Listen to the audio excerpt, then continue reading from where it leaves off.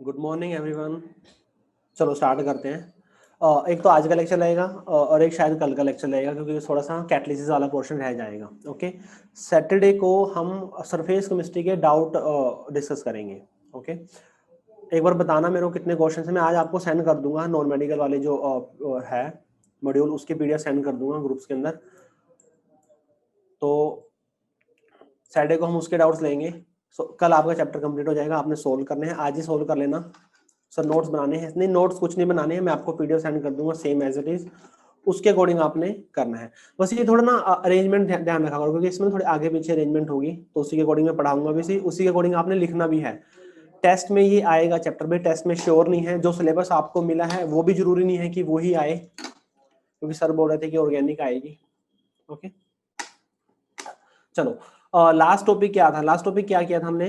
Last topic क्या था? एक बार जो भी था मैंने पीडीएफ में सेंड किया था, लास्ट टॉपिक वो था। अच्छा, मैंने आपको वहां पे एक बात बताई थी, एक होते हैं हमारे पास लायोफिलिक कोलोइड्स, एक होते हैं लायोफोबिक कोलोइड्स। कराया था ना, लायोफिलिक कोलोइड्स एक होते हैं लायोफोबिक। लायोफिलिक कोलोइड्स क्या थे?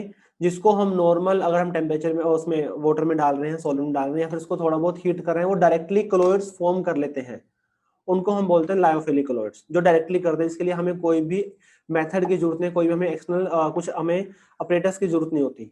बट एक हमने किया था लायोफोबिक। लायोफोबिक के अंदर क्या था कि जो डायरेक्टली कोलोइड्स फॉर्म नहीं करते, जो डायरेक्टली कोलोइड्स फॉर्म नहीं करते, जिसके लिए हमें क्या करना पड़ता है, हमें कुछ और मेथड्स का यूज करना पड़ता है और हमें डिफरेंट डिफरेंट ऑपरेटर्स का यूज करना पड़ता है। सो वो लायोफोबिक कोलोइड्स थे। ओके चलो, अब मैंने आपको बताया था कि लायोफोबिक कोलोइड्स को हम डिस्कस करेंगे। Sir full screen. लायोफोबिक जो कोलोइड्स है उसको हम डिस्कस करेंगे, और इवन पहले हम वही करेंगे कि जो हमारे पास लायोफोबिक कोलोइड्स है ना, उसको हम कैसे प्रिपेयर करेंगे। जो हम एक्सटर्नल मेथड्स की बात कर रहे हैं, वो हम कौन कौन से वो एक्सटर्नल मेथड्स होंगे, किस तरह वो काम करेंगे, उनका मेन फंक्शन क्या होगा, उन्हीं की बात करेंगे। तो बेसिकली लायोफोबिक कोलोइड्स की प्रिपरेशन हम कर रहे हैं यहाँ पे। ओके, क्लियर हो गया? Method of preparation of colloids, जो कोलोइड्स है उनकी प्रिपरेशन की बात करें। इसके अंदर मेनली लायोफोबिक कोलोइड्स की बात कर रहे हैं। लायोफिलिक कोलोइड्स तो आप डायरेक्टली उसको सॉल्वेंट में डाल के उसको थोड़ा बहुत हीट, जैसे स्टार्च है, आप नॉर्मल उसको वाटर में डालते हो, हीट करते हो तो बन जाता है वो। ओके चलो, सबसे जो फर्स्ट मेथड है हमारा मैकेनिकल डिसइंटीग्रेशन है। सबसे फर्स्ट मेथड क्या है? वो है हमारा मैकेनिकल डिसइंटीग्रेशन। बिल्कुल सिंपल है ये, कुछ नहीं है इसके अंदर खास। ये आपने 10th में भी थोड़ा बहुत पढ़ा होगा। मैकेनिकल डिसइंटीग्रेशन क्या होता है? हमारी चक्की होती है ना, चक्की जैसे जो पहले जो चक्की होती थी उसके अंदर क्या करते थे, ऊपर से एक ऐसे था और एक नीचे ऐसे डिस्क होती थी, यहाँ से डालते थे उसके अंदर और इसको रोटेट करते थे।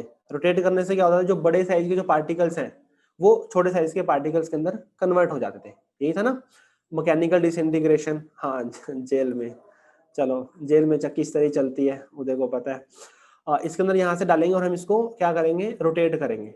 तो जो दो डिस्क है, दो डिस्क के बीच में जो भी आएगा तो उसको क्या करेगा, छोटे पार्टिकल्स के अंदर वो कन्वर्ट हो जाएंगे। तो बेसिक यही है मैकेनिकल डिसइंटीग्रेशन, बड़े साइज के पार्टिकल्स को छोटे साइज के पार्टिकल्स के अंदर कन्वर्ट करना। ये वो पार्टिकल्स हैं जो सॉल्वेंट में जाने के बाद कोलोइड्स फॉर्म नहीं करते, बड़े के बड़े ही रहते हैं, वो कोलोइड्स फॉर्म नहीं करते हैं। बट जैसे हम उसको मैकेनिकल डिसइंटीग्रेशन करते हैं, उससे क्या होता है, पार्टिकल्स बड़े साइज से छोटे साइज के अंदर कन्वर्ट हो जाते हैं। वो ये disintegration of particles by using colloid, उसको जो है ये हमारी जो चक्की है उसको हम क्या बोलते हैं, कोलोइड मिल बोलते हैं। ओके, बॉल मिल भी बोलते हैं। From bigger size particle to colloidal size particles के अंदर क्या हो जाते हैं, वो कन्वर्ट हो जाते हैं। ओके मतलब बेसिकली सस्पेंशन पार्टिकल्स को वो कोलोइडल पार्टिकल के अंदर वो कन्वर्ट कर रहे हैं, मेन काम है। बेसिक मेथड है, कुछ नहीं है ज्यादा खास में। जो सेकंड मेथड है हमारा बहुत ज्यादा इंपॉर्टेंट है, सेकंड और थर्ड, ये है हमारा इलेक्ट्रो डिसइंटीग्रेशन। अब देखो डिसइंटीग्रेशन का मतलब क्या है, ब्रेक डाउन करना, और इलेक्ट्रो मतलब हमें इलेक्ट्रिसिटी की हेल्प से करना है। किसकी हेल्प से करना है? हमें इलेक्ट्रिसिटी की हेल्प से करना है। इसके अंदर ये ध्यान रखना है कि सिल्वर, गोल्ड और प्लेटिनम को ही हम करते हैं। इलेक्ट्रो डिसइंटीग्रेशन किस किस से करते हैं? सिल्वर, गोल्ड और प्लेटिनम। अब सिल्वर को डायरेक्ट डाल दोगे, प्लेटिनम को डायरेक्ट डाल दोगे तो कोलाइडल फॉर्म नहीं हो, कोलाइडल सॉल्यूशन फॉर्म नहीं होगा। ओके, तो हम उसको क्या करते हैं, इलेक्ट्रो डिसइंटीग्रेशन में डालते हैं। हम इसके अंदर डालेंगे, ये हमारा एक तरह से ये पूरा यहाँ से यहाँ तक ये बिकर हो गया हमारा, ये जो भी हमारा है। इसके अंदर डिस्पर्जन मीडियम है और इसके अंदर हमने सिल्वर डालना है या फिर गोल्ड डालना, प्लेटिनम डालना, हमने इसके अंदर वो ऐड कर दिया। इलेक्ट्रिसिटी पास कराएंगे, इलेक्ट्रिसिटी पास कराने से क्या होगा, वेपर बनेंगे, कि जो हमारे सिल्वर, गोल्ड, प्लेटिनम है उससे क्या, उसके क्या बनेंगे, उसके वेपर बनेंगे। और वेपर जैसे बनेंगे उसको ऑन द स्पॉट इमीडिएटली क्या करेंगे, उसको आइस कोल्ड वाटर के अंदर हम उसको डिसोल्व करेंगे। वेपर बनेंगे उसको हम आइस कोल्ड वाटर के अंदर डिसोल्व करेंगे, तो उससे क्या होगा, जो साइज बन के आएगा वो आएगा कोलोइडल साइज बनकर आएगा, कोलोइडल पार्टिकल्स के साइज का आएगा वो। ओके, वही लिखा हुआ this method is used for the preparation of silver, gold and platinum. An electric arc is struck between two metallic electrodes, एक इलेक्ट्रिक आर्क है ये। ओके, और मतलब इलेक्ट्रिसिटी देंगे तो बहुत ज्यादा हीट प्रोड्यूस होगी यहाँ से, तो उससे क्या होगा, वेपर में कन्वर्ट हो जाएंगे। And suspended in a trough of water, और ये ट्रफ ऑफ वाटर के अंदर है ये।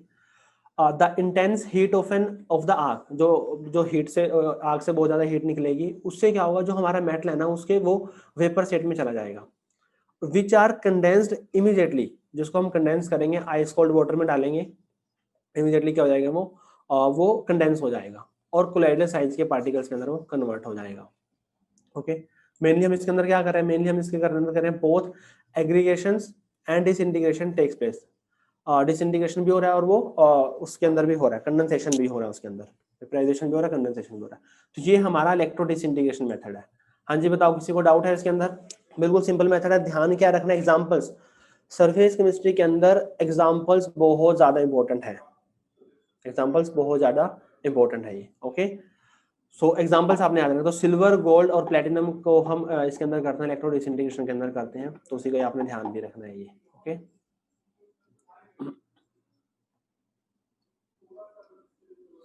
ठीक है, तो कोलोइडल साइज के पार्टिकल्स के अंदर क्लिक हो जाएगा। ये हमारा सेकंड मेथड। थर्ड मेथड है हमारा पेप्टाइजेशन। थर्ड मेथड क्या है सर? ये साइड वाला ही आइस यूज,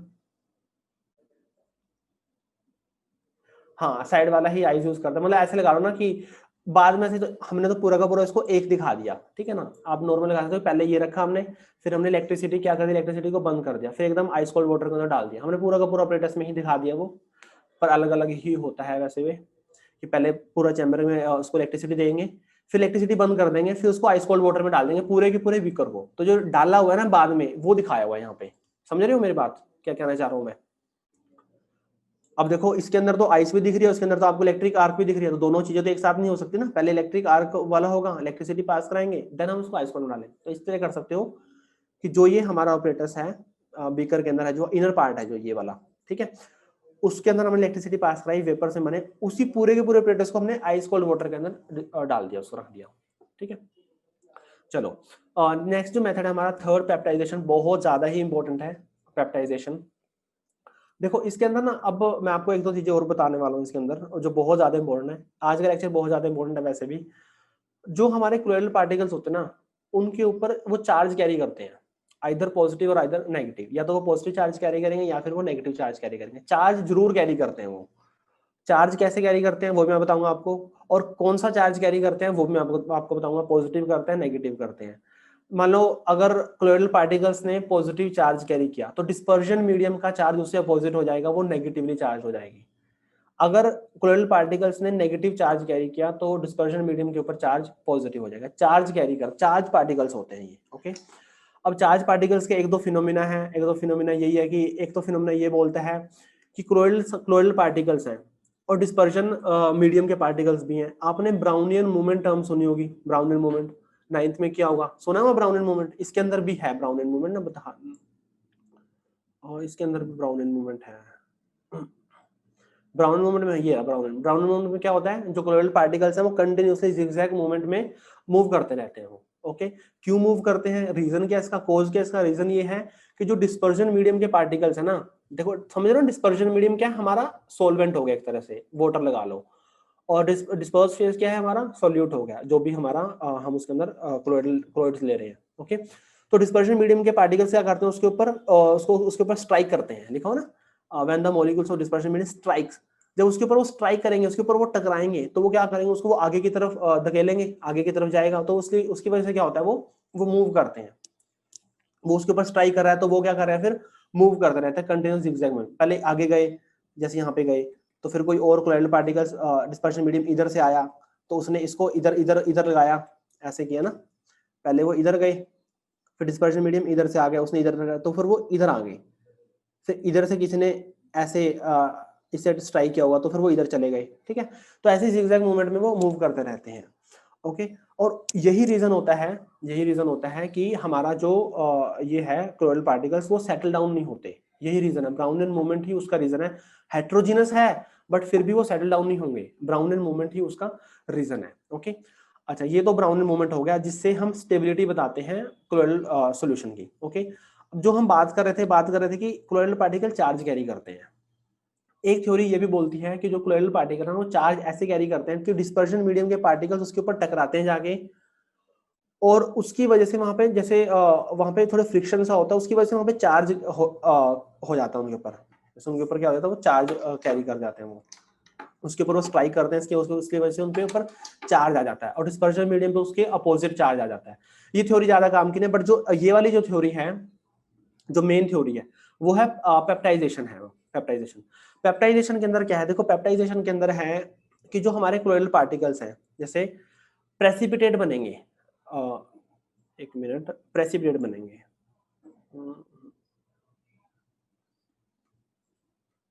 हाँ ये। अच्छा ये बताओ, आपको स्क्रीन के ऊपर चैट दिख रही है? चैट स्क्रीन के ऊपर चैट दिख रही है? नहीं दिख रही साइड में? ठीक है, चलो। अब कोलोइडल पार्टिकल्स चार्ज पेप्टाइजेशन होते हैं, मतलब प्रेसिपिटेट फॉर्म करते हैं। होता क्या है कि जैसे हमारा AgNO3 है, हमारे पास क्या है, AgNO3 है। अब AgNO3 को अगर हम Ki के अंदर डालेंगे, AgNO3 के अंदर हम अगर Ki डालेंगे, ओके, सो AgI बनेगा। और AgI क्या होता है? AgI तो ये तो प्रेसिपिटेट होते हैं, तो AgI बनेगा। ये क्या होंगे? ये तो प्रेसिपिटेट होते हैं, ओके।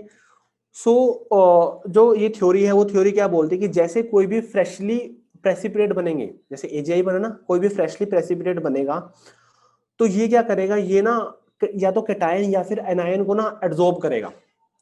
जैसे ही फ्रेशली प्रेसिपिटेट बनेंगे ये, तो ये या तो कैटायन को या फिर एनायन को ये एब्जॉर्ब करेगा, और उसी को करेगा जो कॉमन आयन होगा। जो क्या होगा? जो कॉमन आयन होगा। देखो मैं दोबारा बताता हूँ, एक हमारे पास AgNO3 का सोल्यूशन है, एक हमारे पास Ki का सोल्यूशन है। मान लो Ki हमारा एक्सेस के अंदर है, ओके। दोनों ने मिलाकर क्या बना दिया? AgI बना दिया। दोनों ने मिलाकर क्या बना दिया? दोनों ने मिलाकर AgI बना दिया, तो हमारा AgI बन गया यहाँ से, ओके। अब देखो AgI तो बन गया, बच क्या गया यहाँ पे? Ki बच गया ना, Ki बच गया क्योंकि ये तो एक्सेस के अंदर था, ये तो बच गया हमारा। तो AgI और ये Ki, इनके अंदर कॉमन आयन कौन सा है? कॉमन बताओ कौन सा है इसके अंदर जो बचा है? एक तो जो प्रेसिपिटेट बना है, और जो बच गया है उसके अंदर कॉमन आयन कौन सा? आई नेगेटिव है ना, आयोडाइड है, ठीक है। तो कह रहा है, होता क्या है कि जैसे ये हमारा Ag है, यहाँ पे बना देता हूं मैं, जैसे ये हमारा AgI है, ये हमारा AgI है, कॉमन आयन कौन सा? आई नेगेटिव। तो क्या करेगा, जो AgI है ना, वो उसके बाहर ना एक लेयर बनेगी। उसके बाहर क्या बनेगी? उसके बाहर एक लेयर बनेगी, उस लेयर के अंदर ना आई नेगेटिव होगा। उस लेयर के अंदर क्या होगा? उस लेयर के अंदर आई नेगेटिव होगा। उस लेयर के अंदर क्या होगा? आई नेगेटिव होगा। और यही क्या करेगा? नेगेटिव क्लोराइड फॉर्म करेगा। उसको हम AgI/I नेगेटिव लिखते हैं। हाँ, नोट शेयर कर दूंगा मैं, AgI/I नेगेटिव। तो ये नेगेटिव क्लोराइड फॉर्म करेगा। क्या करेगा? नेगेटिव क्लोराइड फॉर्म करेगा, ओके। हाँ, आई नेगेटिव की ना लेयर होगी, मतलब ये AgI जैसे फ्रेशली प्रेसिपिटेट बनेगा, तो आई नेगेटिव को ये एब्जॉर्ब कर लेगा। आई नेगेटिव क्या करेगा? ये एब्जॉर्ब कर लेगा ये, तो आई नेगेटिव इसके बाहर एक लेयर आ जाएगी, ओके। चलो, एक तो ये हो गया। अब एक AgNO3 और लिया, और क्या लिया, तो AgNO3 को अगर ये एक्सेस के अंदर हो, तो क्या बनेगा? AgI बनेगा, ठीक है। अब बताओ, Ki तो पूरा का पूरा यूज हो गया, बच कौन सा गया? AgNO3 बच गया। कॉमन आयन कौन सा है इसके अंदर? कॉमन आयन तो Ag है।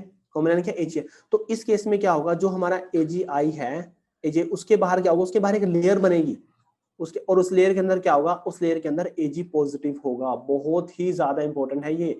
इसी से ही हम 4-5 कंसेप्ट नए और सीखेंगे। Zeta potential, double layer, Helmholtz factor, Hardy Schulze rule, gold number, इसी के ही सारे रूल्स पढ़ेंगे हम आगे। तो इस तरह से Ag पॉजिटिव क्या हो जाएगी? लेयर बन जाएगी, तो उसको बोलेंगे पॉजिटिव सोल, AgI/Ag पॉजिटिव। जो बचेगा और जो कॉमन होगा वही जाएगा, जो बचेगा और जो कॉमन होगा और वही जाएगा वो, ओके। चलो, और कहाँ पे थे? ये रहा। सो पेप्टाइजेशन के अंदर क्या है, पहले पढ़ते हैं इसके अंदर। It is a process of converting a fresh, पढ़ने इसको, अ fresh precipitate into colloidal particles. अ fresh precipitate into colloidal particles, कि जो हम कन्वर्ट कर रहे हैं, फ्रेश प्रेसिपिटेट को हम कोलोइडल पार्टिकल्स के अंदर कन्वर्ट कर रहे हैं। देखो, जब प्रेसिपिटेट बनेंगे, प्रेसिपिटेट का मतलब क्या है? अभी कोलोइडल नहीं बनेगा। प्रेसिपिटेट का मतलब तो बहुत बड़े बड़े पार्टिकल्स बन गए, वो तो पूरे के पूरे सेटल डाउन हो गए, उन्होंने तो सस्पेंशन बना दिया, ठीक है। तो होता क्या है कि जो फ्रेश प्रेसिपिटेट बनते हैं उसको हम कोलोइडल पार्टिकल्स के अंदर कन्वर्ट करते हैं by shaking it with dispersion medium in the presence of small amount of electrolyte and electrolyte is known as peptizing agent. अच्छा, अब आप बोल रहे हो जैसे एक बच्चे को आया कि सर अगर दोनों ही हम अगर कोई एक्सेस में हो ही ना तो कोई भी कॉमन नहीं होगा, मतलब तो यही हुआ ना इसका भाई, अगर दोनों ही बिल्कुल एग्जैक्टली जितना चाहिए अमाउंट उतना ही लें तो कोई बचे ही ना, मतलब लिमिटिंग रीजन वाला कोई कंसेप्ट ही ना है भाई, तो फिर तो कोई भी नहीं बचा, फिर तो पूरा का पूरा क्या बने, वो प्रेसिपिटेट बने ना। समझ आ रहा है ना मैं क्या कह रहा हूँ? हाँ जी बताओ। अगर हाँ मतलब अगर कोई एक्सेस में ना हो, अगर कोई एक्सेस में ना हो तो फिर तो कुछ ना कुछ भी नहीं बचेगा। तो अगर एक्सेस में नहीं है तो हम कुछ बाहर से कोई इलेक्ट्रोलाइट ऐड करेंगे जिसको बोलते हैं पेप्टाइजिंग एजेंट, जिसको हम क्या बोलते हैं, स्मॉल अमाउंट ऑफ इलेक्ट्रोलाइट गलत लिखा, small amount electrolyte is known as peptizing agent. उसको हम क्या बोलते हैं, उसको हम पेप्टाइजिंग एजेंट बोलते हैं। बाहर से हमें कोई एक्सटर्नल मतलब बाहर से हम कोई इलेक्ट्रोलाइट ऐड करेंगे उसको हम पेप्टाइजिंग एजेंट बोलते हैं। अच्छा अब देखो मेन प्रोसेस क्या होने वाला है, मेन प्रोसेस नहीं समझाया मैंने अभी आपको। हाँ मेन प्रोसेस क्या होने वाला है, देखो मान लो कि FeOH थ्राइस बन गया, फेरिक हाइड्रोक्साइड बन गया FeOH थ्राइस, ये प्रेसिपिटेट है, इसकी रिएक्शन हुई है, रिएक्शन हो गए FeOH थ्राइस बन गया। ओके, हमने क्या किया, हमने उसके अंदर मान लो इसके अंदर कोई भी एक्सेस नहीं था, बस FeOH थ्राइस बन गया, प्रेसिपिटेट बन गया है। प्रेसिपिटेट का मतलब क्या है कि इन्होंने सस्पेंशन फॉर्म कर लिया है। ओके, तो हमने क्या किया, हमने उसके अंदर FeCl3 डाल दिया, हमने क्या किया, हमने उसके अंदर FeCl3 डाल दिया। अब देखो कॉमन आयन कौन सा है इसके अंदर, ये हमारा प्रेसिपिटेट है, ये क्या, ये हमारा प्रेसिपिटेट है, और ये हमने इलेक्ट्रोलाइट ऐड किया तो Fe क्या हो गया, Fe कॉमन हो गया। अब मैंने बताया ना जैसे ही कोई फ्रेशली प्रेसिपिटेट बनेगा तो अगर जो भी कॉमन होगा वो उसके ऊपर जाके क्या हो जाएगा, एडजॉर्ब हो जाएगा। तो कौन एडजॉर्ब होगा, हाँ Fe3 पॉजिटिव जाके क्या हो जाएगा, एडजॉर्ब हो जाएगा। तो कैसा क्लोराइड बनाएगा, ये पॉजिटिव क्लोराइड बनाएगा, ऐसा हाँ पॉजिटिव क्लोराइड बनाएगा। अच्छा अब क्या होगा, देखो प्रेसिपिटेट था, सस्पेंशन था, इलेक्ट्रोलाइट ऐड कर दिया, चलो एड्सॉर्बेंट तो एड्सॉर्प्शन तो होगी है, पर अभी भी क्लोराइडल नहीं बना, अभी भी क्लोराइडल नहीं बना। भाई पहले भी बड़ा था और आ गया तो क्लोराइडल सस्पेंशन ही रहा ना, ये तो क्लोराइडल नहीं बना। पर होता क्या है, पेप्टाइजेशन थ्योरी क्या बोलते हैं, पेप्टाइजेशन थ्योरी ये बोलते हैं कि जैसे बहुत सारे पॉजिटिवली चार्ज आके इसके ऊपर क्या हो जाएंगे, एड्सॉर्ब हो जाएंगे, तो उसमें अंदर क्या होता है, ये ब्रेक डाउन हो जाएगा, इसके अंदर इलेक्ट्रोस्टैटिक रिपल्शन हो जाएगी, इसके अंदर क्या होगी, इलेक्ट्रोस्टैटिक रिपल्शन हो जाएगी। और इसी इलेक्ट्रोस्टैटिक रिपल्शन की वजह से क्या होगा, जो बड़ा है ये एक पार्टिकल है वो छोटे छोटे पार्टिकल्स के अंदर ये कन्वर्ट हो जाएगा, छोटे छोटे पार्टिकल्स के अंदर क्या हो जाएगा, कन्वर्ट हो जाएगा। सबके ऊपर पॉजिटिव चार्ज होगा, नो डाउट सबके ऊपर पॉजिटिव चार्ज होगा, बट छोटे छोटे पार्टिकल्स बन जाएंगे और यही बनेगा हमारा क्लोराइड बनेगा। बहुत ही ज्यादा इंपॉर्टेंट है ये, समझ आना चाहिए, मेन बात है समझ आना चाहिए आपको। बताओ फटाफट, समझ आया या नहीं आया? हाँ जी बताओ, समझ आया है या नहीं आया? समझ आ गया ना? पहले क्या कर रहे हैं, फ्रेशली प्रेसिपिटेट बना रहे हैं। हाँ दोबारा बताता हूँ, शेक का भी पर्पज है ना, इलेक्ट्रोलाइट डाल दिया तो थोड़ा शेक तो करना पड़ेगा ना ताकि सही से इंटरमिक्सिंग हो। पहले प्रेसिपिटेट बना है, जो भी कोई फ्रेशली प्रेसिपिटेट बनता है अगर उसके अंदर कोई कॉमन आयन होता है तो उसको वो एब्जॉर्ब करता है तो अच्छी बात है, नहीं है तो हम बाहर से डाल देंगे इलेक्ट्रोलाइट, जो डालेंगे उसी को पेप्टाइजिंग एजेंट बोलते हैं। ओके, जैसे हमने उसको डाला बाहर से कोई इलेक्ट्रोलाइट या फिर उसके अंदर कोई एक्सेस में था तो उससे क्या हो गया, एड्सॉर्प्शन हुई तो ये बन गया। ठीक है, और जैसे ये बनता है बहुत सारे पॉजिटिव चार्ज आ गए तो इलेक्ट्रोस्टैटिक रिपल्शन हो जाती है, उसकी वजह से जो बड़े साइज का जो पार्टिकल है ना, सस्पेंशन है, ब्रेक डाउन हो गए, छोटे छोटे पार्टिकल्स के अंदर वो कन्वर्ट हो जाता है, क्लोइडल पार्टिकल्स के अंदर कन्वर्ट हो जाता है। सेम वही एग्जांपल ले रहा हूं मैं, एजीआई बना रखा है मैंने, एजीआई ऑलरेडी बना हुआ है प्रेसिपिटेट, फ्रेशली बना है, मैंने क्या डाल दिया, कॉमन कौन सा है, आई नेगेटिव, तो बाहर क्या आ जाएगा, नेगेटिव आ जाएगा, बाहर नेगेटिव आ जाएगा। और जैसे नेगेटिव आया ये, जैसे नेगेटिव आया तो उसके बाद ये छोटे छोटे पार्टिकल्स के अंदर ये कन्वर्ट हो जाएगा, जो क्लोइडल साइज के पार्टिकल्स होंगे ये। ठीक है, एजीआई डाला, एजीआई बनाया, एजीएनओ3 डाला उसके अंदर, कॉमन कौन सा है, एजी है, तो बाहर क्या आ जाएगा, पॉजिटिवली चार्ज आ जाएगा, इलेक्ट्रोस्टैटिक रिपल्शन होगी तो छोटे छोटे पार्टिकल्स के अंदर वो कन्वर्ट, लिख लेना इसके अंदर, मैंने लिखा नहीं हुआ इसके अंदर, छोटे छोटे पार्टिकल्स बन जाएंगे। समझ आ गया जो मैं कहना चाह रहा हूँ? हाँ जी बताओ। सेकंड मोस्ट इम्पोर्टेंट मेथड है ये, पहले हमने किया इलेक्ट्रोडिसिंटेग्रेशन, इसको ब्रेडिक्स मेथड ही बोलते हैं, ये हमारा पेप्टाइजेशन, आगे पेप्टाइजेशन बहुत ज्यादा यूज भी होने वाला है। ठीक है, अच्छा चलो एक है हमारा थर्ड मेथड है केमिकल मेथड, मतलब हमें रिएक्शंस होंगी, मतलब हमें रिएक्शन याद करनी है, 4-5 रिएक्शंस हैं, एनसीईआरटी वाली ही हैं ये, अगर आपको 1-2 और एनसीईआरटी में मिल रही हैं तो उसको भी नोट कर लेना भाई। ठीक है, चलो नेक्स्ट है हमारा केमिकल मेथड है। केमिकल मेथड मतलब केमिकल रिएक्शन होगी और केमिकल रिएक्शन से क्या होगा, हमारा क्लोराइड बनेगा। ओके, तो सबसे पहले है कि डबल डिकम्पोजिशन रिएक्शन होगी। जैसे उसका कोई एग्जांपल ले रखा है, H2S गैस को पास कराओगे AS2O3 में से, AS2O3 है उसके अंदर से H2S गैस को पास कराओगे तो AS2S3 बनेगा और इसका साइज क्या हो जाएगा, वो क्लोराइडल सॉल्यूशन के साइज के ये बन जाएगा, क्लोराइडल सॉल्यूशन फॉर्म होगा यहाँ से, साथ में वाटर बन जाएगा ये। ओके, FeCl3 है उसका वो करोगे, वो डालोगे तो उसका हाइड्रोलिसिस होगा तो ये बन जाएगा वो। ओके, अब देखो FeCl3 ज्यादा ही होगा तो वो कॉमन आयन होगा, वही पेप्टाइजेशन वाला सीन हो जाएगा। AuCl3 है, SnCl2 डालोगे, रिड्यूसिंग एजेंट होता है ये बहुत बढ़िया, क्योंकि इसके ऊपर +2 चार्ज है, यहाँ कहाँ जाएगा +4 में जाएगा ये। ठीक है, इसका खुद का क्या होगा, ऑक्सीडेशन होगा, किसकी तरह काम करेगा, रिड्यूसिंग एजेंट की तरह काम करेगा। AuCl3 है, इसका रिडक्शन हो जाएगा और Au बन जाएगा, और मतलब सिल्वर गोल्ड मिल गया हमें, तो ये कोलोइडल पार्टिकल्स की साइज आ जाएगा। रिडक्शन से हम गोल्ड, सिल्वर और प्लेटिनम को ऑब्टेन करते हैं। एक हमने मेथड और किया था इलेक्ट्रो डिसइंटीग्रेशन, उसके अंदर भी गोल्ड, सिल्वर और प्लेटिनम के क्लोराइड्स फॉर्म करते हैं उसके अंदर। ओके, ऑक्सीडेशन करा लो, H2S का ऑक्सीडेशन करा लो, यहाँ पे इसका -2 चार्ज है, यहाँ पे चार्ज 0 है, तो इसका क्या होगा, इसका ऑक्सीडेशन हो गया इसका।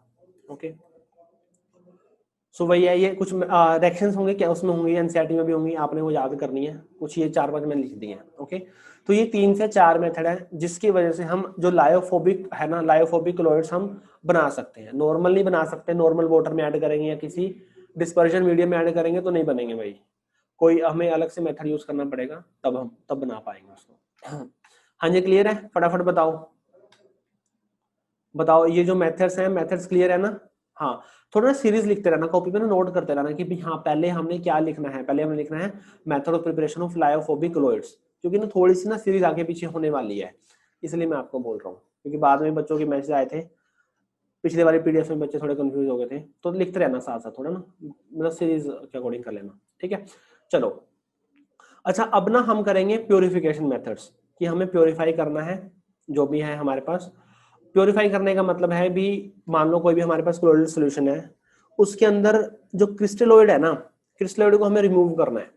क्रिस्टलोइड मतलब समझ रहे हो ना, ट्रू सॉल्यूशन के पार्टिकल्स को रिमूव करना है, प्योरिफिकेशन हम उसकी बात कर रहे हैं। The process of reducing the impurities of the electrolyte to a minimum required level is known as purification. तो नॉर्मल डेफिनेशन लिखी हुई है कि जो भी हमारा क्लोराइड सॉल्यूशन है उसमें से हमें इम्प्योरिटी हटानी है। अब वो इम्प्योरिटी कैसी भी हो सकती है, ठीक है ना, ज्यादातर जो इम्प्योरिटी की बात करते हैं वो ट्रू सॉल्यूशन की इम्प्योरिटी होती है।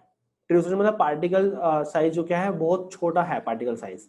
ओके, तो उसके अंदर जो सबसे फर्स्ट मेथड है हमारा, सबसे फर्स्ट मेथड क्या है, वो है हमारा purification as a dialysis. Dialysis हमारा मेथड है। डायलिसिस के अंदर क्या होता है, देखो डायलिसिस के अंदर हमारा ये होता है, जैसे हमें पता है ना कि हमने की थी फिल्टर पेपर, फिल्टर पेपर में से क्या होता है बताओ, कौन कौन से पार्टिकल्स पास करके जाते हैं फिल्टर पेपर में से, क्लोइडल पार्टिकल्स पास करेंगे या नहीं करेंगे फिल्टर पेपर में से, बताओ, क्लोइडल पार्टिकल्स पास करेंगे ना, हाँ करेंगे। अच्छा, एक हमने की थी एनिमल मेम्ब्रेन, वेजिटेबल मेम्ब्रेन बोलते हैं, पर्चमेंट पेपर ही बोलते हैं उसको, तो क्या उसमें अंदर, उसके अंदर क्या हो रहा था, क्या क्लोइडल पार्टिकल्स पास कर रहे थे, नहीं कर रहे थे ना, हाँ उसी चीज का हम यूज करेंगे यहाँ पे, उस क्लोराइड पार्टिकल्स पास नहीं कर रहे थे। ठीक है, तो देखो ये हमारा एक तरह से ये है, थोड़ा सा ओपन होगा यहाँ से, इस तरह से ओपन कर लो ये। ठीक है, जो यहाँ पे ये है ना, ये मेम्ब्रेन लगी हुई है, ये तो भाई एनिमल मेम्ब्रेन है ये क्या, ये इसके अंदर एनिमल मेम्ब्रेन लगी हुई है। ठीक है, a process of separating the particles of colloids from crystalloids, यहाँ पे क्रिस्टलोइड्स की इम्प्योरिटी है, by using animal membrane is known as dialysis. Animal membrane की हेल्प से हम करेंगे और यही होगा हमारा।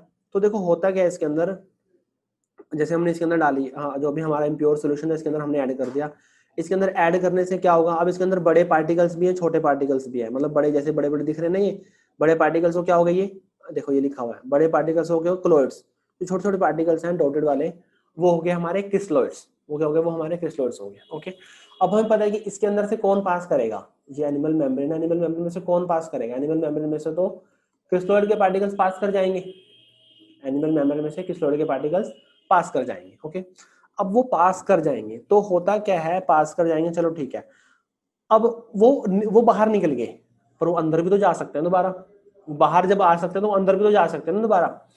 तो उसके लिए हम क्या करते हैं, इलेक्ट्रिसिटी भी लगाते हैं यहाँ पे, लगा देते हैं।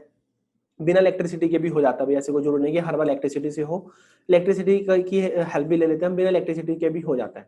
सो हमें क्या करना, हमें ना कंटिन्यूसली इनलेट आउटलेट वाला सिस्टम रखना है। मतलब हम कंटिन्यूसली यहाँ से वाटर ऐड कर रहे हैं, वाटर आ रहा है, और यहाँ से क्या हो रहा है, जो भी हमारा इम्प्योर, जो भी हमारा इम्प्योरिटी है, यहाँ से इम्प्योरिटी क्या हो रही है, इम्प्योरिटी बाहर हो रही है। कहने का मतलब है कि जो इम्प्योरिटी है ना वो इस कंटेनर के अंदर रुक नहीं रही। यहाँ से वाटर डाल रहे हैं तो वाटर यहाँ से बाहर भी निकल रहा है, यहाँ से फ्रेश वाटर आ रहा है, साफ वाटर आ रहा है बिल्कुल, और यहाँ से जो क्रिस्टलोइड्स की इम्प्योरिटी है उसको लेके वो बाहर जा रहा है, उसको लेके आ जा रहा है, बाहर जा रहा है। ओके ठीक है सर, क्या क्या हो गया दीदी?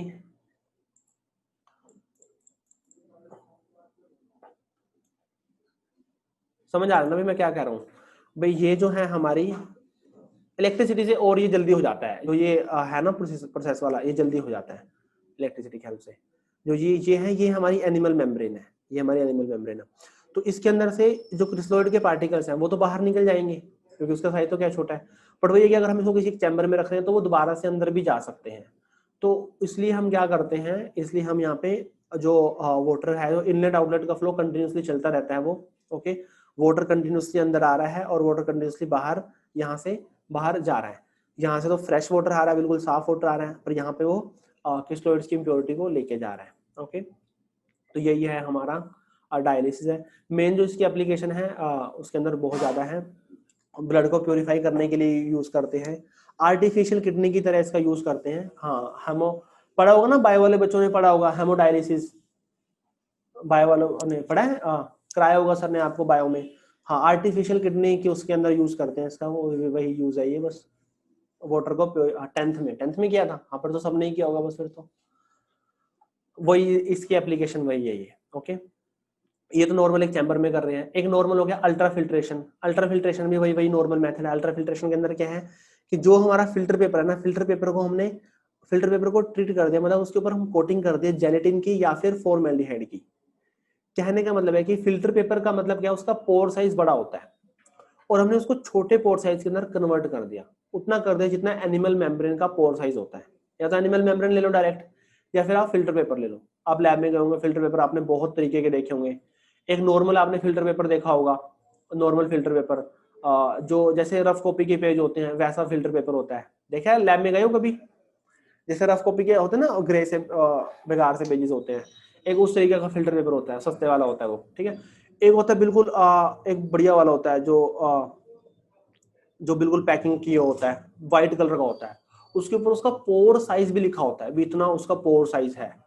हाँ, तो वो बस वही है, एक तरह से अच्छे वाला फिल्टर पेपर यूज करते हैं। और अगर फिल्टर पेपर का साइज बड़ा है, पोर साइज बड़ा, तो जेलेटिन या फॉर्मेल्डिहाइड से उसको ट्रीट कराते हैं। ठीक है, तो उससे उससे क्या होता है, जब उसे ट्रीट कराएंगे तो पार्टिकल, उसका पोर साइज छोटा हो जाएगा, पोर साइज छोटा होएगा तो फिर क्या होगा, क्रिस्टलोइड्स की इम्प्योरिटी निकल जाएगी, बचेगा क्या यहाँ पे, कोयल पार्टिकल्स बचे। वही सिंपल है, कुछ नहीं है ये। ब्राउनियर मूवमेंट हमने कर ही लिया। टिंडल इफेक्ट आपको बताया गया था। टिंडल इफेक्ट क्या होता है, जैसे मान लो जो लाइट है, लाइट टकराती है किसके ऊपर, स्कैटर होती है वो, जो कोयल्ड पार्टिकल्स हैं, उसकी वजह से क्या होती है, मतलब उसके ऊपर लाइट टकराती है, उसकी वजह से लाइट स्कैटर हो जाती है, और हमें लाइट का जो पाथ है ना, पाथ विजिबल हो जाता है, लाइट का पाथ विजिबल हो जाता है, उसी को हम क्या बोलते हैं, उसी को हम टिंडल इफेक्ट बोलते हैं। जैसे अगर कोई बिल्कुल डार्क रूम है, डार्क रूम में एक साइड से लाइट आ रही है, बिल्कुल एक छोटी सी जगह से लाइट आ रही है, तो हमें वो लाइट का पूरा पाथ दिखेगा, फिर लाइट पूरी पूरी आ रही है, उसके अंदर बीच में डस्ट पार्टिकल्स भी दिखते हैं छोटे छोटे, देखा ही होगा आपने। ठीक है ना, तो वही एक तरह से टिंडल इफेक्ट ही है वो। ओके, वही है कि अब टिंडल इफेक्ट के लिए कंडीशंस, टिंडल इफेक्ट जैसे आपको पता है कि ट्रू सॉल्यूशन, क्या बताओ, true solution Tyndall effect show करता है? ट्रू सॉल्यूशन है क्या वो टिंडल इफेक्ट नहीं शो करता, क्योंकि उसका पार्टिकल साइज बहुत ज्यादा ही छोटा है, स्कैटरिंग ही नहीं होती, पार्टिकल साइज बहुत, वही कंडीशन भी लिखी हुई है कि जो डायमीटर है पार्टिकल का स्मॉलर नहीं होना चाहिए जितनी वेवलेंथ की लाइट यूज कर रहे हैं, ये उसकी कंडीशन है। हाँ, फिल्टर पेपर के साइज को लेसन करते हैं। सो तो जो डायमीटर है, डायमीटर क्या होना चाहिए पार्टिकल का, छोटा होना चाहिए जितनी वेवलेंथ की लाइट हम यूज कर रहे हैं। ओके, थोड़ा सा ना रिफ्रैक्टिव इंडेक्स के बारे में भी एक कंडीशन होते हैं। There is a difference in refractive index of the dispersed phase and dispersion medium. तो डिस्पर्स्ड फेज और डिस्पर्शन मीडियम के रिफ्रैक्टिव इंडेक्स में भी डिफरेंस होना चाहिए। ओके,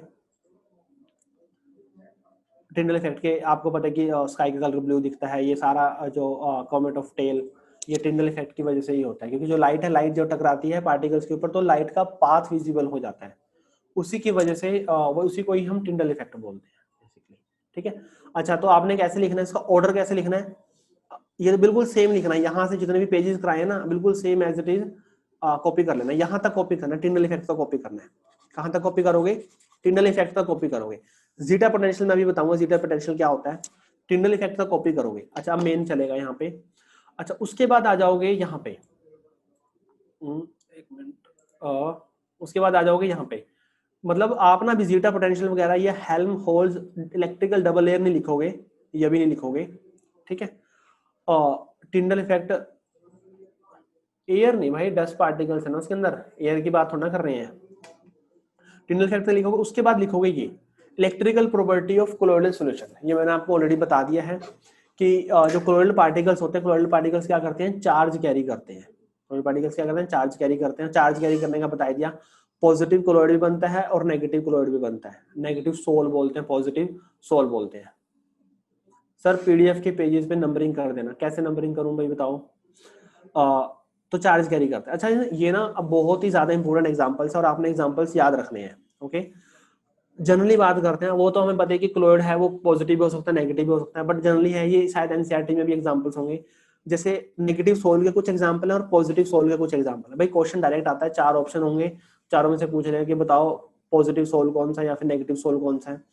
तो जो मेटेलिक पार्टिकल्स हैं, सिल्वर के, गोल्ड के, कॉपर के, प्लेटिनम के, जनरली क्या होते हैं, वो नेगेटिव सोल फॉर्म करते हैं। जनरली क्या करते हैं, नेगेटिव सोल फॉर्म करते हैं।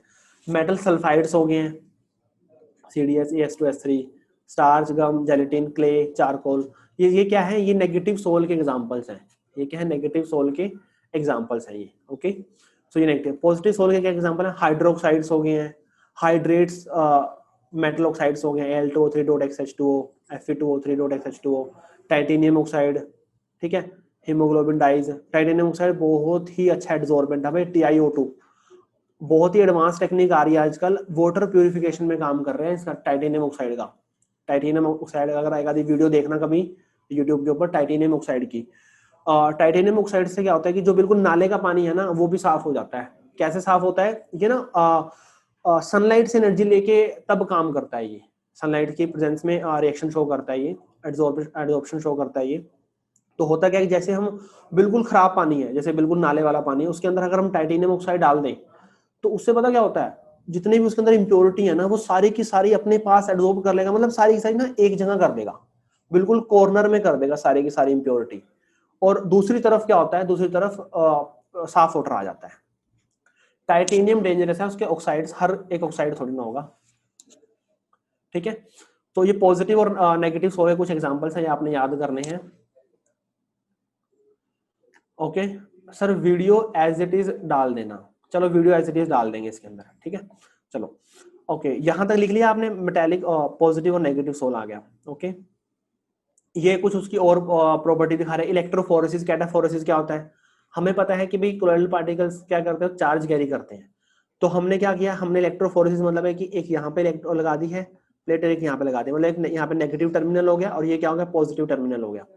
हमें पता लगाना है कि इसके ऊपर कौन सा चार्ज है, तो इसके अंदर डालो, तो अगर वो पॉजिटिव के पास इकट्ठे हो गए हैं इसका मतलब है कि कोलोइडल पार्टिकल्स के ऊपर नेगेटिव चार्ज था, और अगर वो नेगेटिव के पास इकट्ठा हो गया जाके तो इसका मतलब उसके ऊपर पॉजिटिव चार्ज था। ठीक है, the movement of colloidal particles under the influence of electric field is known as electrophoresis और कैटाफोरेसिस। बस कोलोइडल पार्टिकल्स के ऊपर चार्ज पता लगाने के लिए हम ये करते हैं, अगर हमें पता लगाने के इसके ऊपर कौन सा चार्ज है।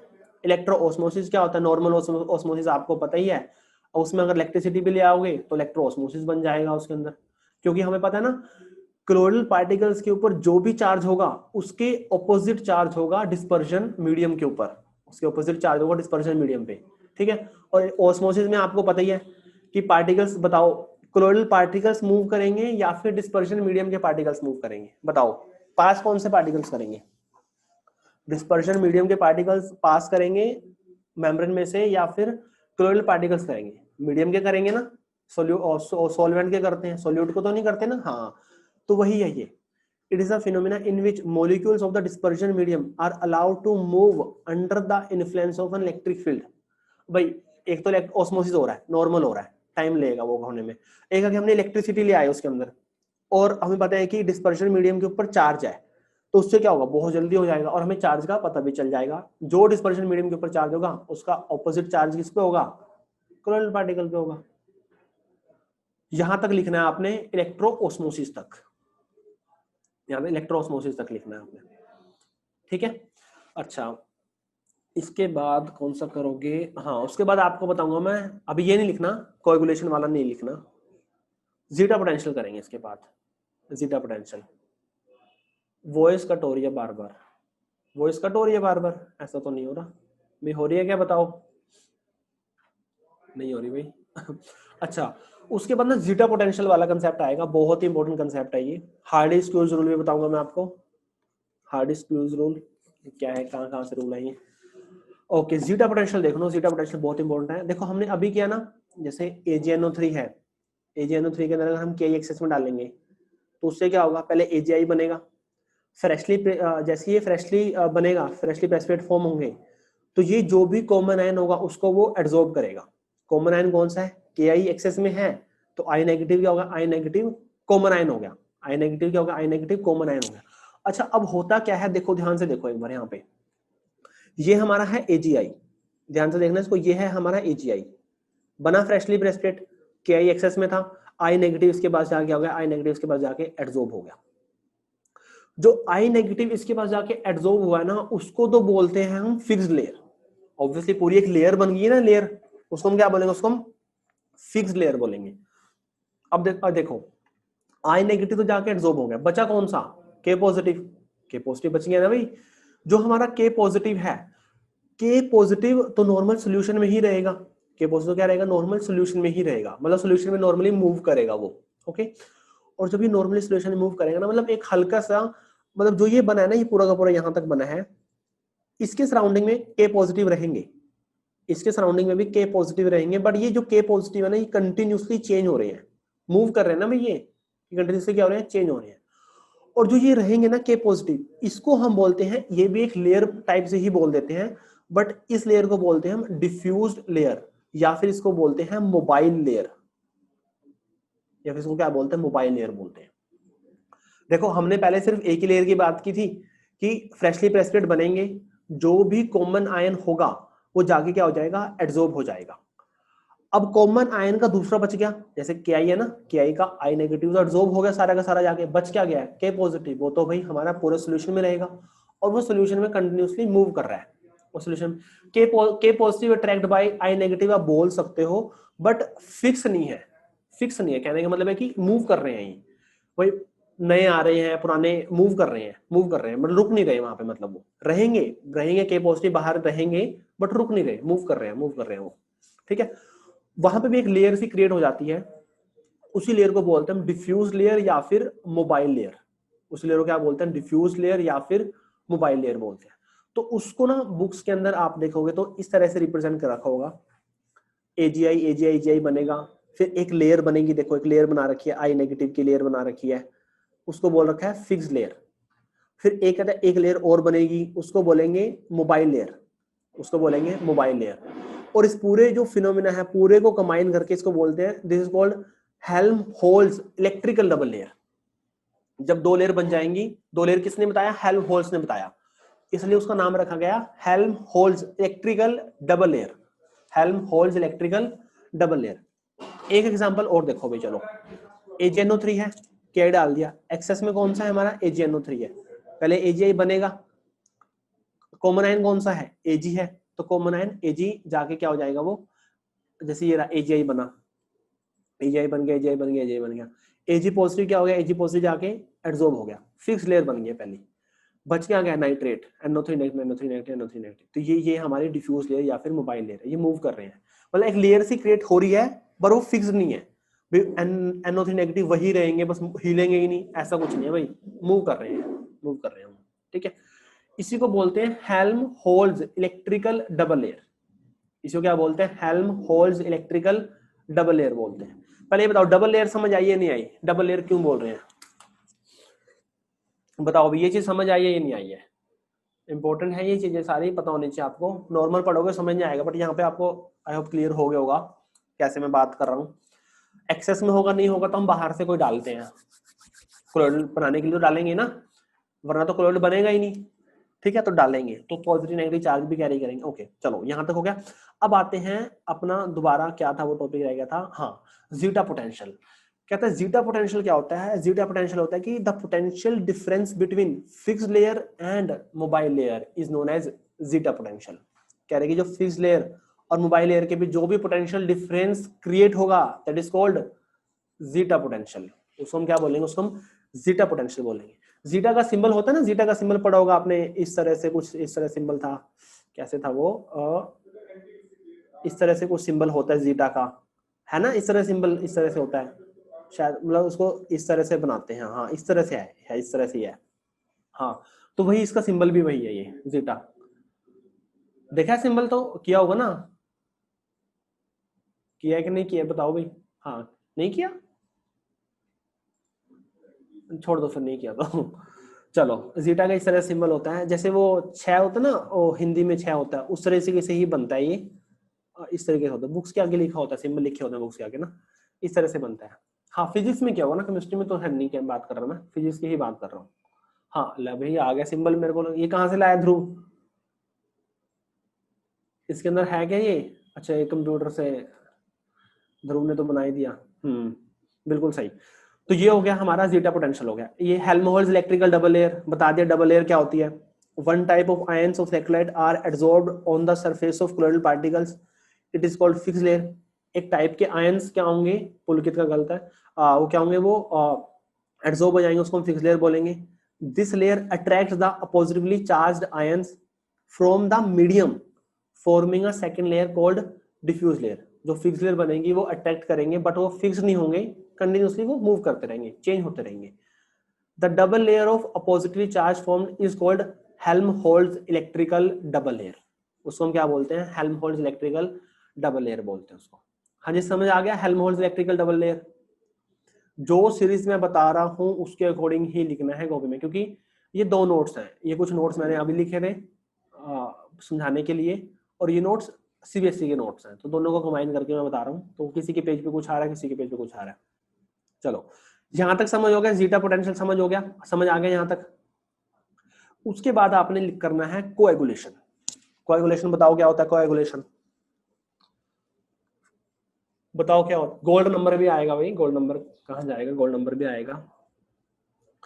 कोएगुलेशन बताओ क्या होता है? कोएगुलेशन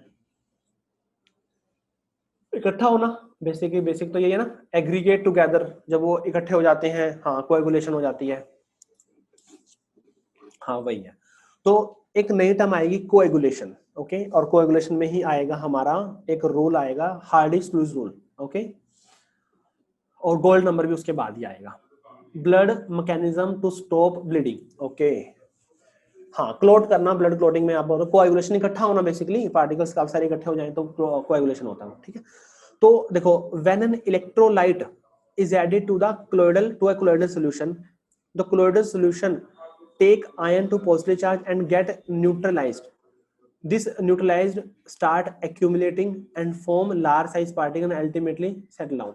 देखो ये बोल रहा है कोएगुलेशन क्या हो रहा है, कोएगुलेशन हो रहा है इकट्ठा होना। आपने सुना आर्टिफिशियल रेन होती है, आर्टिफिशियल रेन सुनो, आर्टिफिशियल रेन, आर्टिफिशियल रेन, हाँ वो नहीं भी मूवीज में आती है, मूवीज में करते हैं वो फुहारा लगा के, वो नहीं, जैसे आप उसमें गए होंगे क्या बोलते हैं इसको यार, वाटर पार्क में गए होंगे, तो वो रेन नहीं बात कर रहा मैं, हाँ क्लाउड से जो होती है आर्टिफिशियल रेन। कैसा आर्टिफिशियल रेन मैंने देखी है, कहाँ पे देखी है सर? जुरासिक पार्क में देखी थी, तो उसकी जुरासिक पार्क वाली की बात नहीं कर रहा मैं, हाँ वाव की बात नहीं कर रहा मैं, बात कर रहा हूँ जो आर्टिफिशियल रेन होते हैं, सैंड डालते हैं, बिल्कुल सही, सैंड डालते हैं, क्लाउड्स पे सैंड डालते हैं, तो जो सैंड के अंदर भी क्या होता है, कोलोइडल पार्टिकल्स होते हैं, अपोजिटली चार्ज की सैंड, बस वही बात होगी, उसके अंदर भी क्या होता है, पॉजिटिवली चार्ज पार्टिकल्स होते हैं। इंडिया में रूल में यूज किया, क्या बोल रहे हो, मैं क्या कह रहा था आपको, जो क्लाउड्स है उसके अंदर भी ना कोलोइडल पार्टिकल्स होते हैं, तो कोलोइडल पार्टिकल्स होंगे तो वो भी चार्ज कैरी करते हैं। तो क्या करते हैं हम, तो जो भी वो चार्ज कैरी करते हैं हम ना सैंड के पार्टिकल्स डाल देते हैं, ठीक है। तो मतलब जैसे कोलोइडल पार्टिकल्स के ऊपर जो भी कोलोइडल पार्टिकल जो भी चार्ज कैरी करेंगे, अगर हम उससे पॉजिटिवली चार्ज कोई भी इलेक्ट्रोलाइट डाल दें हम, पॉजिटिवली चार्ज, ठीक है, तो उससे क्या हो जाता है ना, वो दोनों मिलके ना बड़े साइज के पार्टिकल्स फॉर्म कर देते हैं। वो दोनों मिलके क्या करते हैं, दोनों मिलके बड़े साइज के पार्टिकल्स फॉर्म कर देते हैं, और उसी के ही क्या बोलते हैं, उसी को हम कोएगुलेशन बोलते हैं। तो जैसे हम सैंड के पार्टिकल्स उसके ऊपर डालते हैं तो वो बड़े साइज के पार्टिकल्स फॉर्म हो जाते हैं, और जैसे वो बड़े साइज के पार्टिकल्स फॉर्म हो जाते हैं तो वो हैवी हो जाते हैं। हैवी हो जाएंगे तो क्लाउड में रुकेंगे, तो फिर वो नीचे आ जाते हैं। तो उसी को हम क्या बोलते हैं, आर्टिफिशियल रेन बोलते हैं। बादलों के ऊपर जैसे जैसे बादलों के ऊपर जाके उसके ऊपर सैंड उसके ऊपर डाल देते हैं तो काफी सारे हो जाते हैं, तो फिर वो हैवी हो जाते हैं तो वो नीचे आ जाते हैं। हमें क्लाउड के चार्ज के बारे में कैसे सैंड से होता है, सैंड के ऊपर ये तो मेरे को याद नहीं भाई अभी मतलब क्या चार्ज है, पर सैंड के पार्टिकल्स डस्ट पार्टिकल्स डालने से ही हो जाती है। डोरेमोन में भी था, डोरेमोन में क्या था सर, मूवीज में कौन सी रेन होती है? मूवीज में तो नॉर्मल कराते हैं ना, मूवीज में तो पानी का टैंक ला के उससे रेन करा देते हैं, उससे बारिश हो जाती है। वो तो जैसे आपने गाना सुने होगा, टिप टिप बरसा पानी। चलो कोएगुलेशन समझ आ गया। अच्छा कोएगुलेशन का ना बहुत, हाँ पाइप से नॉर्मल जैसे यार वाटर पार्क में जाते हैं ना, बस वही वही वही सीन है मूवीज वाला भी। कोएगुलेशन क्या है हमारा, when an electrolyte is added to a पानी में आग लगाई, बस इतना नहीं लगानी। When electrolyte is added to a colloidal solution, the colloidal solution take ion to a positively charged। तो colloidal solution क्या करेगा, अपोजिटली चार्ज आयन को लेगा एंड गेट न्यूट्रलाइज, और न्यूट्रलाइज हो जाएगा वो। जैसे न्यूट्रलाइज होगा तो एक्यूमुलेट हो जाएंगे, इकट्ठा हो जाएंगे, and form large size particles, बड़े साइज के पार्टिकल्स फॉर्म करेंगे and ultimately settle down, and this process is known as coagulation. उसी को हम क्या बोलते हैं, उसी को हम कोएगुलेशन बोलते हैं। उसी को क्या बोलते हैं, उसी को हम कोएगुलेशन बोलते हैं। समझ आ गया कोएगुलेशन क्या है? अच्छा यहाँ पे ना कोएगुलेशन नॉर्मल डेफिनेशन तो सिंपल है, बट एक बहुत ही इंपॉर्टेंट कंसेप्ट है जिसको हम बोलते हैं कोएगुलेटिंग वैल्यू। इसको हम क्या बोलते हैं, कोएगुलेटिंग वैल्यू बोलते हैं। इसी को ही हम हार्डी स्क्यूज रूल बोलते हैं। जो ऊपर रूल लिखा होता है ना, लिख लेना यहाँ पे, हार्डी स्पेलिंग देख लेना, CHULZD, शायद देख लेना, हार्डी स्क्यूज रूल, नहीं तो हार्डी संधू रूल बोल दो इसको। हार्डी स्क्यूज रूल है, तो कोएगुलेटिंग वैल्यू उसने बताया हार्डी स्क्यूज रूल ने। तो उसके अंदर क्या है, ये कह रहे हैं कि इसके अकॉर्डिंग क्या है कि भी हम कितना कम से कम इलेक्ट्रोलाइट डालें। ध्यान से सुनना इस बात को, दो कोएगुलेटिंग वैल्यू और गोल्ड नंबर दोनों ही इंपॉर्टेंट है। इसके ऊपर न्यूमेरिकल आता है, सरफेस के ऊपर जो छोटा मोटा न्यूमेरिकल की मैं बात कर रहा था, कोएगुलेटिंग वैल्यू और गोल्ड नंबर के ऊपर आता है। तो कोएगुलेटिंग वैल्यू क्या, इसको सुनो ध्यान से। मिनिमम अमाउंट ऑफ इलेक्ट्रोलाइट, जो भी हम इलेक्ट्रोलाइट डालेंगे उसका कम से कम अमाउंट इन मिलीमोल्स, जो भी हम बाहर से डाल रहे हैं, जैसे हम रेत डाल रहे हैं, सैंड डाल रहे हैं, तो उसका कम से कम अमाउंट मिलीमोल्स में, ठीक है। To complete coagulated, to complete coagulated 1 litre of colloidal solution. सुनो भाई, हमारे पास एक बीकर है, बीकर के अंदर क्या है, बीकर के अंदर हमारा कोलोइडल सॉल्यूशन है। बीकर के अंदर क्या हमारा कोलोइडल सॉल्यूशन, और वो उसका अमाउंट है 1 लीटर। उसका अमाउंट क्या, उसका अमाउंट है 1 लीटर अमाउंट है, ओके। तो हम कितना इलेक्ट्रोलाइट ऐड करें, कितना इलेक्ट्रोलाइट ऐड करें मिलीमोल्स में, कितना इलेक्ट्रोलाइट ऐड करें मिलीमोल्स में, ताकि सारा का सारा जो हमारा कोलोइडल है ये सारा का सारा वो कोएगुलेट हो जाए, सारा का सारा क्या हो जाए, कोएगुलेट हो जाए। तो उसी को बोलते हैं कोएगुलेटिंग वैल्यू। उसी को क्या बोलते हैं, उसी को कोएगुलेटिंग वैल्यू बोलते हैं, ओके। समझ आ गया? ये बताओ पहले, समझ आया नहीं आया? 1 लीटर कोलोइडल सॉल्यूशन के लिए कितने हम मिनिमम अमाउंट में मिलीमोल्स ऑफ इलेक्ट्रोलाइट को ऐड करें ताकि हमारा कंप्लीट कोएगुलेशन हो जाए? बताओ पहले, समझ आया ही नहीं आया? सुन रहे हो यार, नहीं सुन रहे? समझ आया ही नहीं आया? समझ आ गया ना? ठीक है, चलिए इसके बेसिक न्यूमेरिकल देखो। और है या नहीं है यहाँ पे, ये रहा। एक छोटा मोटा न्यूमेरिकल आ जाता है एग्जाम के अंदर, प्रीवियस ईयर में भी है ये न्यूमेरिकल। मैं प्रीवियस ईयर के क्वेश्चंस भी आपको सेंड कर दूंगा। नीट वाले कर लिए समझे? नीट वाले बहुत इजी क्वेश्चंस बता रहे हैं बच्चे, बहुत ज्यादा इजी आए हुए हैं। तभी मैं बोल रहा था नीट वालों को, मतलब मेडिकल वालों को ज्यादा इलेक्ट्रोकेमिस्ट्री के एडवांस वाले क्वेश्चंस करने की कोई जरूरत नहीं है। मेंस में ही अच्छे क्वेश्चंस हैं, मतलब मेंस में ही नीट से भी थोड़े अच्छे वाले क्वेश्चंस हैं, तो वही उनसे काफी उनका काम चल जाएगा, मतलब काफी अच्छा हो जाएगा उनका, ठीक है। तो एक ये हमारा न्यूमेरिकल है, 100 ml of 0.2 molar NaCl is required, 100 ml 0.2 molar NaCl is required to coagulate 250 ml of colloidal solution. Calculate the coagulating value. देखो ये बोल रहा है कि हमारे पास एक वही है कि बीकर है, उसके अंदर ना हमारा 250 ml है, 250 ml है, उसके अंदर हमने क्या किया, 100 ml 0.2 मोलर NaCl को ऐड कर दिया, 100 ml 0.2 मोलर NaCl को ऐड कर दिया और पूरा का पूरा कोएगुलेशन हो गया। तो बताओ उसकी कोएगुलेटिंग वैल्यू कितनी होगी। देखो हमें बताना है NaCl in millimoles for 1 litre, NaCl in millimoles for 1 litre. चलो 1 लीटर की तो बाद में बात करेंगे, पहले NaCl के मिलीमोल्स निकालते हैं। मोलैरिटी इनटू में वॉल्यूम करोगे, वॉल्यूम है हमारा ml में, तो मिलीमोल्स आ गई, 0.2 इंटू 100 करोगे तो 20 मिलीमोल्स आ गए। अब 20 मिलीमोल्स हमें रिक्वायरमेंट है 250 ml के लिए, हमें तो पूरे 1 लीटर की बात करनी है। 1000 ml के लिए कितने रिक्वायरमेंट होंगे, 80 ml रिक्वायर, 80 मिलीमोल्स रिक्वायर होंगे। कितने रिक्वायर होंगे, 80 मिलीमोल्स रिक्वायर होंगे। तो आंसर कितना आएगा फिर इसका, आंसर इसका 80 आ जाएगा। समझ आया ना भाई, भाई 250 के लिए 20 मिलीमोल्स चाहिए, वही है कि 1000 के लिए कितनी चाहिए, उस तरीके से बिल्कुल सिंपल आएगा, ज्यादा कुछ नहीं है, बस मतलब है कुछ नहीं न्यूमेरिकल्स में। होता क्या है ना, होता हम क्या करते हैं, हम इसको सही से समझ नहीं पाते, सही से हमें याद नहीं रहता भाई, मिली मोल्स चाहिए ग्राम में चाहिए, ये भूल जाते हैं, मोल्स में निकाल के आ जाते हैं आंसर।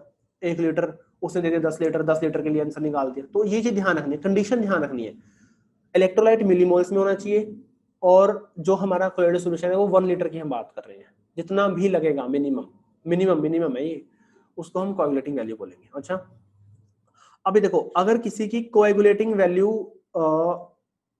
कम है, अगर किसी की कोएगुलेटिंग वैल्यू कम है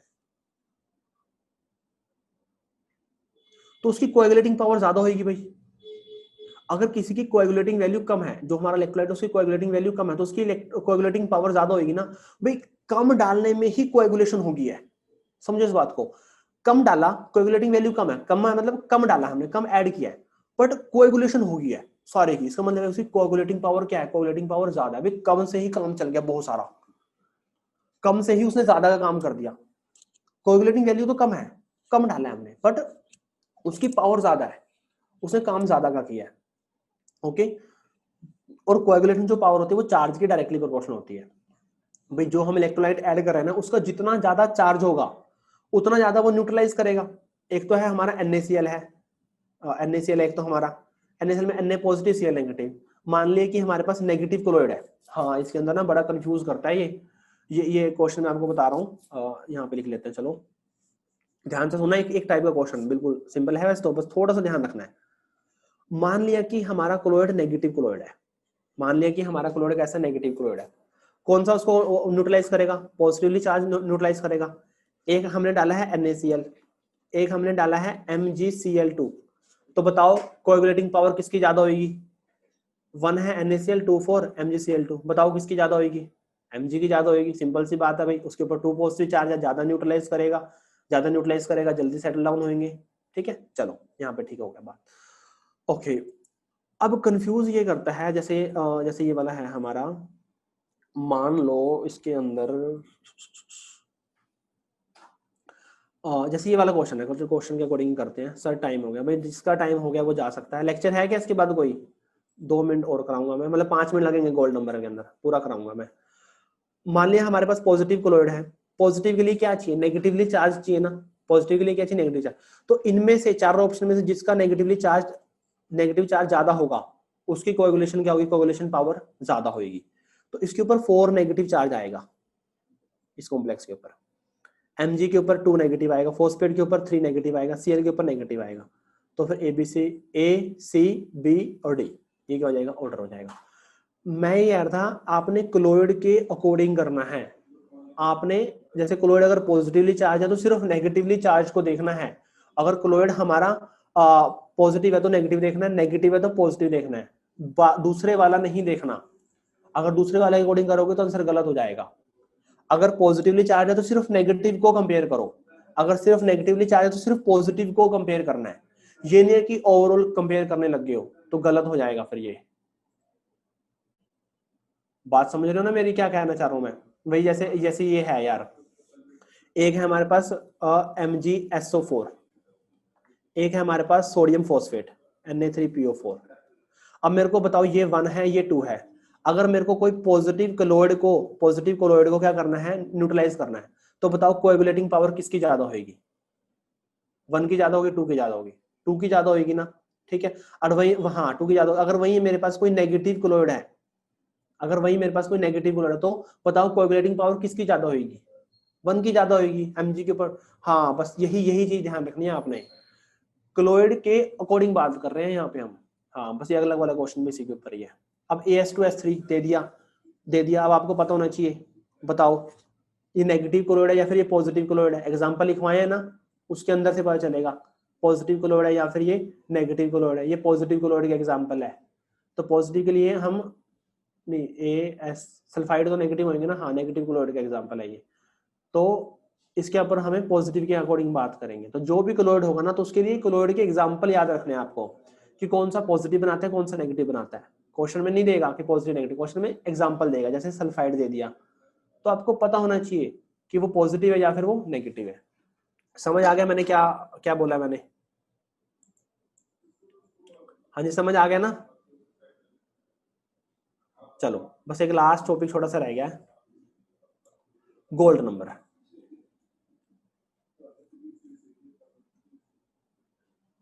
गोल्ड नंबर, ठीक है।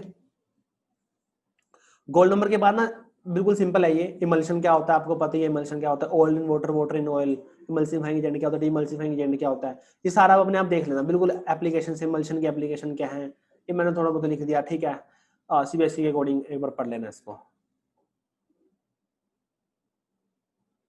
लास्ट जो हमारा टॉपिक रह गया वो रह गया गोल्ड नंबर, ठीक है। सर ये नोट्स आपने अपने बना रखे हैं? हाँ भाई एक बार बना लिए थे थोड़े बहुत गलती से। चलो गोल्ड नंबर देखो, गोल्ड नंबर क्या होता है, गोल्ड नंबर होता है ना हमें ना क्लोराइड, जैसे हम पहले तो बात कर रहे थे कोएगुलेशन में तो क्या होता है, कोएगुलेशन के अंदर को न्यूट्रलाइज हो रहे थे और बड़े साइज के पार्टिकल्स फॉर्म कर रहे थे और अल्टीमेटली वो सेटल डाउन हो रहे थे, ठीक है। वो तो था कोएगुलेशन, उस प्रोसेस का नाम क्या था, कोएगुलेशन था। गोल्ड नंबर क्या है, गोल्ड नंबर हम उसके अंदर एक वो इलेक्ट्रोलाइट ऐड करेंगे, वो मिनिमम अमाउंट में इलेक्ट्रोलाइट ऐड करेंगे जो कोएगुलेशन को रोकेगा, जो कोएगुलेशन नहीं होने देगा। भाई एक इलेक्ट्रोलाइट तो कोएगुलेशन करा रहा है, हमने उसका अपोजिट डाल दिया, उसका एंटी डाल दिया, एक ऐसा इलेक्ट्रोलाइट ऐड कर दिया जो कोएगुलेशन नहीं कराने दे रहा, जो कोएगुलेशन को प्रिवेंट कर रहा है, उसको हम क्या बोलते हैं, उसको हम गोल्ड नंबर बोलते हैं। मतलब गोल्ड नंबर एक वैल्यू आएगी, गोल्ड नंबर में गोल्ड वाला कुछ भी नहीं है, गोल्ड नंबर में एक वैल्यू होती है, ठीक है ना। तो वो मैं बताऊंगा, जैसे हमने कोएगुलेटिंग वैल्यू निकाली थी, ऐसे गोल्ड नंबर भी एक वैल्यू आएगी, ठीक है। The minimum amount of protective chloride in milligram that just prevent coagulation of 10 ml of standard red gold solution when 1 ml of 10% NaCl solution is rapidly added। मेरे को पता है आप लोगों को समझ नहीं आया, आने का भी नहीं। सुनो मेरी बात, कहना क्या चाह रहा है बस ये कह रहा है कि हमारे पास मान लिया कि एक बीकर है, हमारे पास एक बीकर है, ठीक है। इस बीकर के अंदर ना, इस बीकर के अंदर एक स्टैंडर्ड सॉल्यूशन है, हमने किसी चीज को स्टैंडर्ड तो मानना पड़ेगा ना, हमने एक स्टैंडर्ड मान लिया चीज 10% रेड गोल्ड सॉल्यूशन, ये हमारा स्टैंडर्ड सॉल्यूशन हो गया। 10% रेड गोल्ड सॉल्यूशन ये हमारा स्टैंडर्ड सॉल्यूशन है। मतलब अब भाई हम कोई भी गोल्ड नंबर की बात कर रहे हैं तो हमारा जो है ना जो क्लोराइड सॉल्यूशन है उसके प्रॉपर कंसंट्रेशन होनी चाहिए, ठीक है ना। तो ये हमारा 10% स्टैंडर्ड रेड गोल्ड सॉल्यूशन है इस बीकर के अंदर, ओके। चलो ठीक है, 10 ml है, 10 ml, अच्छा 10 ml है, सो 10% दूसरा, सॉरी ये हमारा 10 ml है रेड गोल्ड सॉल्यूशन, ये हमारा 10 ml रेड गोल्ड सॉल्यूशन है, ओके। अब देखो अब हम क्या कर रहे हैं, हम ना अब अगर हम इसके अंदर 1 ml, अब अगर हम इसके अंदर 1 ml 10% NaCl डालेंगे तो कोएगुलेशन होगी। अगर हम इसके अंदर 1 ml 10% NaCl डालेंगे तो कोएगुलेशन होगी। और अगर हम इसके एंटी कोई एक इलेक्ट्रोलाइट ऐड कर दें, इसके एंटी हम कोई इलेक्ट्रोलाइट ऐड कर दें, वो उसको मिलीग्राम में, मिनिमम अमाउंट में, कि वो इस कोएगुलेशन को होने से बचा दे, इस कोएगुलेशन को होने से वो बचा दे। और जितना भी ये मिलीग्राम में डालेंगे उसी को हम क्या बोलते हैं, उसी को हम गोल्ड नंबर बोलते हैं, उसी को क्या बोलते हैं, उसी को हम गोल्ड नंबर बोलते हैं। भाई सिंपल सी बात है, एक हमारा बीकर है, बीकर के अंदर 10 ml standard red gold solution है, ठीक है, स्टैंडर्ड सोल्यूशन है हमारा 10 ml। उसके अंदर अगर हम 1 ml 10% NaCl डालेंगे तो कोएगुलेशन पूरी की पूरी होगी। अगर इस कोएगुलेशन को हम होने से बचा पाए, इस कोएगुलेशन को अगर होने से हम बचा दें, मिनिमम अमाउंट में इलेक्ट्रोलाइट को ऐड करके, जो मिनिमम अमाउंट है वो मिलीग्राम में है, मिलीग्राम में एक वैल्यू आएगी यहां से, उसी को ही हम क्या बोलते हैं, उसी को हम गोल्ड नंबर बोलते हैं, उसी को क्या बोलते हैं, उसी को हम गोल्ड नंबर बोलते हैं। हाँ जी बताओ ये चीज समझ आई या नहीं आई, गोल्ड नंबर समझ आया नहीं आया, ये समझ आना चाहिए आपको, बहुत ही ज्यादा इंपॉर्टेंट है गोल्ड नंबर। भी कोएगुलेशन को होने से बचाना है मिनिमम अमाउंट में इलेक्ट्रोलाइट को ऐड करके, जो मिनिमम अमाउंट है ना वो मिलीग्राम के अंदर है, जो मिनिमम अमाउंट है वो मिलीग्राम के अंदर अमाउंट है, वो जितना मिलीग्राम के अकॉर्डिंग हम ऐड करेंगे उसी के अकॉर्डिंग कोएगुलेशन होने नहीं देनी हमने, उसी को हम गोल्ड नंबर बोलते हैं, उसी को क्या बोलते हैं, उसी को हम गोल्ड नंबर बोलते हैं। ठीक है, अगर देखो, अगर ध्यान सुना, अगर किसी की प्रोटेक्टिंग पावर ज्यादा होगी, किसकी प्रोटेक्टिंग पावर की बात करें, इस इलेक्ट्रोलाइट की, भाई इलेक्ट्रोलाइट की ना प्रोटेक्टिंग पावर बहुत ज्यादा है, ये बहुत अच्छे से प्रोटेक्ट कर रहा है, तो कम लगेगा ये, इसकी मिलीग्राम में वैल्यू क्या आएगी, कम आएगी, तो गोल्ड नंबर क्या होगा इसका, कम होगा, गोल्ड नंबर क्या होगा इसका, कम। ये चीज समझ आई, बताओ समझ यही है ना, अगर किसी की प्रोटेक्टिंग पावर ज्यादा है तो भाई वो कम अमाउंट में लगेगा, तो उसका गोल्ड नंबर भी क्या, गोल्ड नंबर भी उसका कम होगा, गोल्ड नंबर क्या होगा, गोल्ड नंबर उसका कम होगा। ठीक है, छोटा सा न्यूमेरिकल है ये, बिल्कुल छोटा सा, 250 मिलीग्राम, ये छोड़ो इसको, ऐसे न्यूमेरिकल के अंदर क्या लिखा हुआ है, ये लिखा हुआ है कि अगर हमें 250 मिलीग्राम अगर हम स्टार्च डाल दें, 250 मिलीग्राम अगर हम स्टार्च को डाल दें 100 ml के रेड गोल्ड सॉल्यूशन में, before adding 10 ml of 10% NaCl solution, तो कोएगुलेशन नहीं होती, ये कंडीशन इतने पे नहीं हो रही।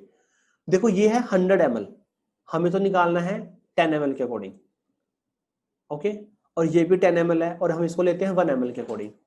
कहने का मतलब है कि सबको 10 से क्या कर दो, डिवाइड कर दो, हो गया, बस हो गया सर, हो गया, सबको 10 ml से क्या कर दो, 10 से क्या कर दो, डिवाइड कर दो, अल्टीमेटली आंसर कितना आएगा, 25 मिलीग्राम आ जाएगा।